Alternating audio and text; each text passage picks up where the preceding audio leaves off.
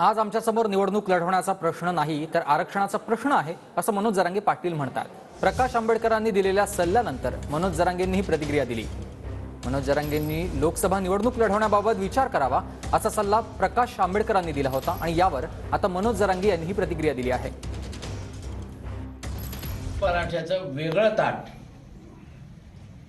आरक्षणाचं वेगळं ताट हे निर्माण करायचं असेल तर जरांगे पाटलांनी आंदोलनाबरोबरच राजकीय भूमिका घेतली पाहिजे आणि लोकसभेच्या संदर्भातलं त्यांनी भूमिका घेतली पाहिजे, जेणेकरून या गरीब मराठ्याचा आवाज जो आज जरांगे पाटील रस्त्यावरती उभा करतात आहेत तो उद्याच्या लोकसभेमध्ये सुद्धा गेला पाहिजे, तिथेही प्रतिनिधी गेला पाहिजे.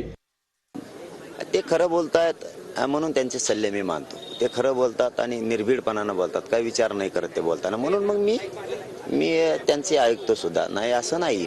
परंतु आज ज्वलंत मुद्दा हा मराठा आरक्षणाचा आमच्या पुढं. अगोदर मराठ्यांचे पोरं आरक्षण देऊन मोठं करणं आमच्या पुढचा प्रश्न आहे. सध्या आमच्या पुढं तो प्रश्न नाही आहे आज रोजी.